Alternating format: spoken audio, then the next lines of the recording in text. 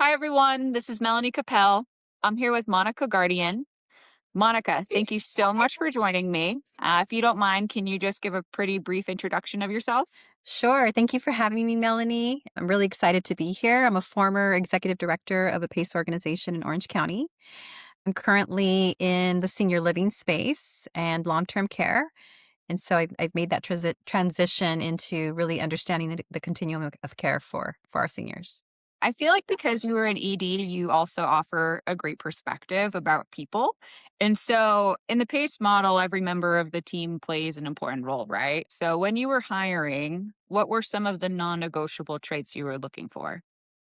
Oh, geez. As I got deeper in the hiring, I was really looking for those that could be kind under pressure. That was a key point for me. So having emotional intelligence was definitely a key factor. Above that, some sort of operational expertise depending on the role, as a clinical role, right? But again, like being kind under pressure, I think is really important.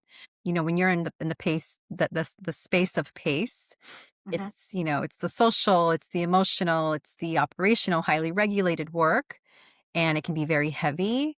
And we take our jobs very seriously, but we also need to be kind to each other to support each other, you know, day to day. I love how you said that about being kind under pressure. I actually don't think I've ever heard anybody say it that way, so that's why I particularly kind of hung to that phrase because you're so right with pace. There's so many factors outside of our control, and of course, we're dealing with like an older population, and so just being patient always, and of course, with each other and ourselves is really important. Kind of staying on this theme, we often talk about turnover as a data point, but sometimes it's really a symptom of culture. So, how did you use team surveys or provide feedback to catch problems before they led to an exit? Well, I think you have to see feedback always as an early warning sign, right? So always just checking sources, whether, it's middle management or your frontline staff, just getting a good pulse on folks. I think one of the ways that I was able to really engage and catch some of that early on was noticing people, right? So roundings are important. Walking the floor is important. That's how you get to see people in their environment, how they carry themselves, if they're smiling, their body language, how connected they are to the work. You can read people that way if you've been doing it for some time, right? I have some experience doing that. And so I would catch on to that. And before I would talk to them or approach them, I would often talk to their supervisors and say, "How is so and so doing today? I've noticed, the following, or I noticed so and so was quiet in IDT today. Like, what's going on?" And so, doing a check in with their managers to respect, right? Kind of respect that they are the managers, and I want to check in with them, and then asking them, "Are you Mhm. comfortable? Is it okay? Can I check in with them, or do you mind joining me, or do you mind checking on them yourselves and letting me know what's going on?" And so carrying this expectation of leadership that we were always checking in on our teams and having a good pulse of where they were. And whether it was a personal issue or a professional issue, for me, it didn't matter. What mattered was that they were okay and that they felt like they were in a safe space, but most Mhm. importantly, that they were able to do their job and do it well. So removing any of those barriers was always a goal for me.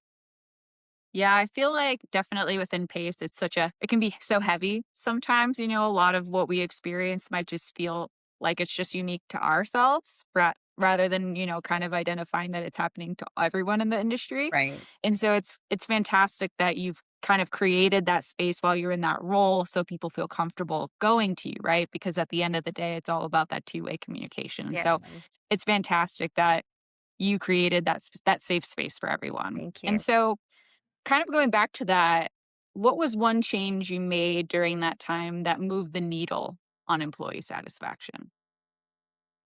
You know, I think coming to this realization that everyone, whether it's a clinical role, an administrative role, social worker, everyone is trained differently. So they all Mhm. bring different backgrounds, different perspectives. And I really needed to make sure that folks understood that, again, going back to what I started with, is PACE is very complex because we're looking at, the social component, the emotional component, the care component, right? The highly regulated component. And so we really needed to make sure that people understood what that meant. And if it Mhm. was individual conversations, whether it was someone on the authorizations team or your front desk, even your security, like they needed to understand um, really the purpose of what PACE is. And I think spending time to help people understand that really made a difference. Or if people were frustrated in the work or there were challenges or whatever it was, and because of a regulation or a grievance or whatever it may be, understanding that those regulations are in place for a reason and helping them understand that, I think really lent a different perspective for them to engage more. Because oftentimes Mhm. we hire people, they're in the role. Here's the job description. Here's your expectations. We're training you. We don't give them a lot more.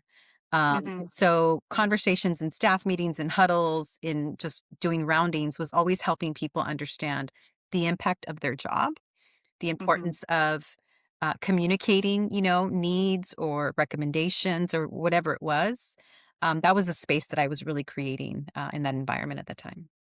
Would you say that space or in your efforts really created a sense of trust or a culture of trust? Absolutely, because the way you build trust, oftentimes with your team members, especially frontline staff, is just listening, like giving them time and Mhm. listening to their concerns or their day to day or whatever it is. I think that that was a big way for me to build trust, especially being a Mhm. new ED. When I was a first time ED in PACE at that time, was listening to their perspective. I think that that helped build that trust. And then obviously, any recommendations or any solutions I had, making sure I delivered, and that maintained that trust for them. Yeah, it's really important for our EDs or just anyone in leadership, especially, to just provide that space and just really build that trust. And it's very clear when that is important to someone. And so that's great that you were also implementing that at the time. And so I want to go back to one of the points that you had mentioned. So you're right, PACE is heavily regulated, so it can feel very restricting to staff. So, how did you empower your supervisors to explain the why behind the regulations so that the team saw them more as a tool for better care rather than the reg being a restriction? Well, again, I think it's the discussions with middle management or our leaders was the same, making sure that we all understood what was in front of us. So let's just say in IDT, we had a complex case. Maybe someone needed to go to long-term care and, it was a recent enrollment and now we're facing, now they need to be in long-term care and just like the frustration that comes with it, social worker advocating for one thing, the RN case manager advocating for the other. And a lot of it was just having very healthy discussions about what the regulations stated, what our senior leadership stated, and trying to find a common ground. And so leading with that type of, I guess, openness in terms of communication, what was really nice is the managers, directors, other folks in leadership roles picked up on that. And so we kind of cultivated an environment, if you will, where it was like this shared vision of we want to make sure that everybody is supported. It's not Monica style leadership. She's this kind of leader. The clinical, director is this kind of leader. No, it's our leadership here, our culture. And I think that Mhm, that really helped. It took a while. It was not something that happened overnight. Because again, everyone mhm. has different backgrounds, perspectives, experience. Some came from more, you know, if you have a nursing background, our nurses are amazing, but they are serious and they are fast and they get things done, right? Whereas other folks might be a little bit more relaxed and we have to understand and listen to understand. And it's like, no, no, no, no. Here's what it is. It's black and white. And so we'd have those challenges and discussions, whether it was IDT or in a meeting. But I think at the end of the day, where I was that kind of mediator, right? Showing Mhm, up and saying, okay, let's find a common ground here. It really started to I guess like multiply, in terms of mhm.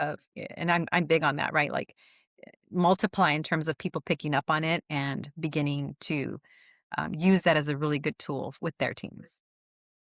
What would you recommend to organizations that wanna instill this type of culture? Like, how would you say what are the steps or, what approach do you think they should take?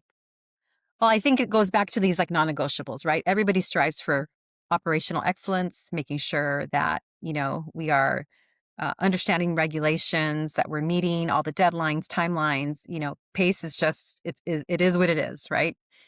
But Mhm, when you talk about culture, I think it oftentimes we have discussions about operations and excellence, and I think we fail to forget the human impact, the day to day. And so the messaging for me is always we have to, and I've said this before in multiple discussions that I've had with folks. It's like we're a people serving organization. We have to take Mhm. care of our people first. And so Mhm. it's like this, and I now work for a company that their values are customer second. That's because you have to put your employees first. And it's very easy oftentimes for people to say put your employees first, but are you really training your leaders to know how to put their employees first? And Mhm. so you want to build a culture, you need to check in with your leaders and your leadership, make sure that they understand the expectations of how to take care of their staff, how to do the one-on-ones, how to read body language, how to look at performance, how to have critical discussions, right? How to, Mhm. feedback again. I look at it as an early warning system, right? And Mhm. so and it could be a very positive tool. So if you're constantly engaging and giving your team feedback, whether it's recognition or opportunities for improvement, it's great, and if it works in their favor and they do well, even better. And if it's something that, is not working well, as a leader, you now have to make a decision. And we all know that, 1 week handoff can impact care. And so if we allow Mhm. for people to continue to make mistakes, we're not giving them the feedback, we're not creating a culture of open communication where people can feel confident to speak to each other about what the challenges are or what the opportunities for improvement are. That's just it's just how it works. And so I feel like I've really figured it out. And the reason why, It sounds like you have. and the reason I say that is because our ISAT scores at the time that I was at Pace were really high, and I'm very proud of that. Mhm. And that goes back to the team. Mhm. So that was a testament, if you will, of the staff, of how well they were performing, and not only how serious that they were taking their work, but how much fun they were having, how they felt trusted, how they felt empowered to be able to, do this type of work. So, um, I think that that's how you build that type of culture. Again, it's think of it as people serving industry. We have to take care of our people. Yes, non-negotiables, not non-negotiables, right? Operational excellence, you know, uh, timeliness, you name it. Yes, we all know that that is a must. But on top of that, I think that third pillar, if you will, is your people. Mhm. Yeah. 100%. And I mean, it's very clear you're passionate about this. I mean, it feels like you figured it out just because of the way that you're describing, the way that you approached it, the way you believe organizations should be valuing the workforce, especially now, given that, there's now sometimes in some certain service areas, pace is overlapping, Right. right? So it's like if someone's not happy at one pace center, they could go to the other pace center. And so it's like, how do you retain that talent and that knowledge within the industry? And so, if someone's kind of dealing with that, what would you say to them? Or what would you recommend to that ED that's thinking, hey, I'm losing my top talent to this competing pace organization because XYZ? Like what would you say to them? I think one of the first questions I would have them ask themselves is, how well do you know this employee? Or how well do you think you know this employee? Have you really taken the time to get to know them? Have you really Hmm. offered the feedback or given the praise or the recognition? Because oftentimes people do, and the reality is oftentimes people leave for compensation. But most of the time, they're leaving because they either don't feel recognized, they don't feel like they're being developed, or there's no communication with their supervisors or just their environment, or they're making recommendations and nothing's being done about it. And so again, it almost feeling voiceless. And that's usually when Hmm. people start looking in the other direction.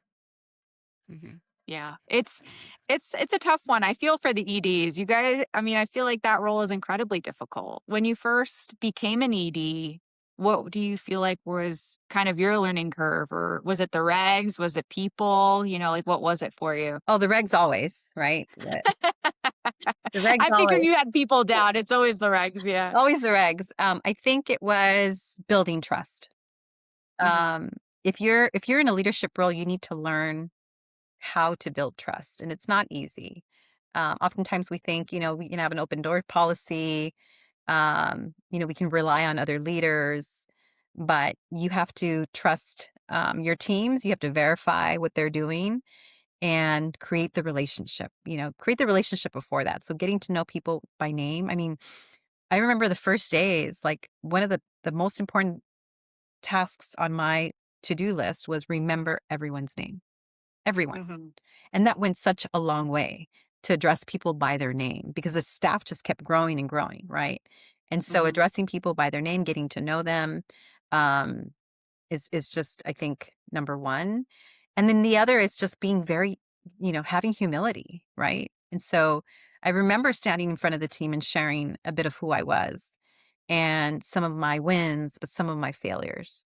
And being very honored to be working alongside of them rather than saying I was here to lead them.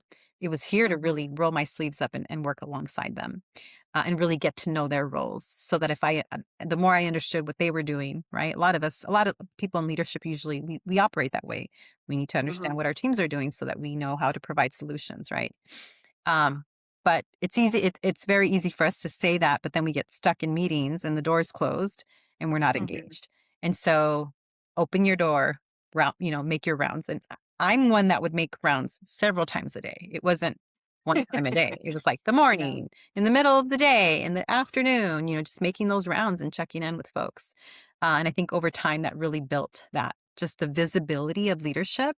And Mhm. visibility means your presence in the building, in the room, in the day center, with transportation, outside security guard, whatever it is, you're making your rounds. I got my steps in when I was there. I'll just say that. Yeah. I feel like this is the most important thing that PACE organizations should be listening to, right? Especially some of these organizations have gone from one center to three centers, and all of those things. So, how do you capture or maintain that trust and that culture, even for growing organizations? Well, I think that as you're looking at talent, so, um, your key leadership roles, your executive director, your center manager, your clinical director, you have to look for folks that are looking for the same thing, like are not only are mission aligned, but I Mhm. think because as we're on this topic today of a very complex program, um, again, creating that space. I'm going to go back to what I said earlier, which is, being kind under pressure. Because Mhm. it's always how we speak to each other and how we dress each other. So if you're coming Mhm. from the world of ER or a sniff and you're coming in as an RN case manager and you don't have that level of empathy, and not saying that they, are it's a different environment. Mhm. If you're not pausing to understand what that's going to take, that can be a challenge, right? Because then you have, and I've seen it. I've been in many IDTs, not only the one from the organization that I represented, but other IDTs, and there's Mhm. conflict. There's Oh, yeah. conflict because, again, people are trained a different way. They see things a different way. And so Mhm. your leaders, as you're identifying your key leadership roles, need to understand that. They need to understand that there might be times where you need to pause and really reel folks in together so that there's a healthy bridge with communication. And I think if you keep that and you have that expectation as you're, multiplying your PACE centers, that's wonderful. I've talked to a number of health organizations who are growing PACE operations, right? Mhm. Always top of discussion is, you know, operational excellence, the revenue, the census, real things that are going to keep those doors open and run that business. But on top of sustaining that, you need those people to deliver. You need those people to give Mhm. excellent work, to be impeccable in their work. And how do you do that? Well, you have to find ways to motivate them and support them and communicate and develop a relationship. So if at the top you have a center manager, an executive director, a clinical director who are seen that way, you're gonna you're it- it'll work itself out, I guess is what I'm saying.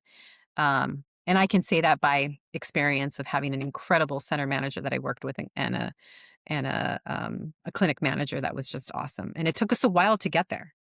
Yeah. It was not overnight. So I think just pausing to really make sure that you have a good pulse on, um, that level of engagement with one another at the top, but Mhm. also with the day-to-day operations folks. I appreciate especially how you highlighted how there's other people coming from different industries. I mean, there in some instances, and I hear this all the time, just in regards to, you know, we've hired this intake nurse or, and it's about the LOC. So when they're thinking about it from their old perspective, this very specific criteria, but it's like, no, there's so many other factors surrounding this person as to why they would be eligible for PACE or, all of the other things that is important to capture that maybe they weren't really specifically trained in their prior role to capture. And so it's just really important to your point, making sure we meet also our workforce where they're at and just making sure Absolutely. that we bridge that gap in their experience so that they can transition to PACE, not even just from our participants, but also our workforce. So there's just like that double transition period that people have to kind of consider. Yeah, I think some skills for folks to have and really think about whether they're coming into pace or are in pace is number one, being adaptable, right? So Hmm. being adaptable to change, regulations change, just things change, right? And I'm so Hmm. glad you brought up just like the LOC nurse, like just we're Hmm. looking at a case. Is it a hard no? Really? Is it a no? Or Yeah. really, is that one a yes? Because here's what I see, and here's the argument, and then there goes that healthy discussion, right?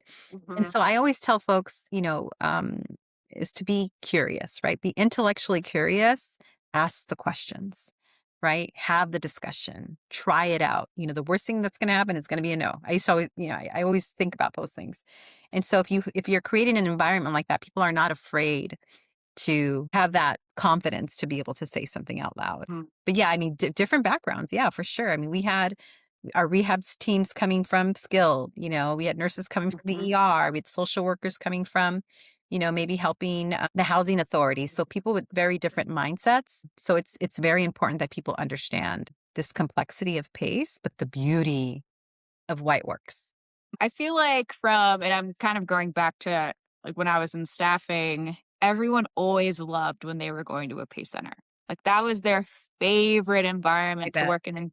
And out of, I had been exposed to PACE already. So I was always asking, like, what's your why? What's your reason as to like why they love PACE? And a lot of them would say, you know, I think of my grandma. I think of my elder parent. I think of all of these people in my network or in my life who could have benefited from this service or all of those things are reasons as to why we all love pace but Yeah. also ultimately caring for the individual and maintaining them at home like that's the best thing that they could possibly want for someone and so it's Yeah. just such a different environment and It it's an is. amazing environment and we're very fortunate as an industry to have people like yourself who, value people, want to highlight their experience and also just understand what makes them tick. Yeah. Like what incentivizes them, what drives them, how do you as a leader motivate them and keep them interested, Right. right? And keep them curious and then making them want to grow as well. Right. And so I appreciate you. I'm No, thank really you. glad that I was able to highlight you. I mean, I've known you for a while and it's always great to just hear what you're up to and always of course pick your brain as to perspectives as to how pace can improve in EDs. Yeah. If anyone's interested in learning more or just picking your brain, is it all right if they reach out to you? Absolutely. I would love that and encourage it. Thank you. Awesome. Well, thank you again, Monica. For anyone listening, reach out to her. She's all things people and culture. And if you're having issues with understanding workforce, reach out to her because she's fantastic. Awesome. Thanks, Melanie.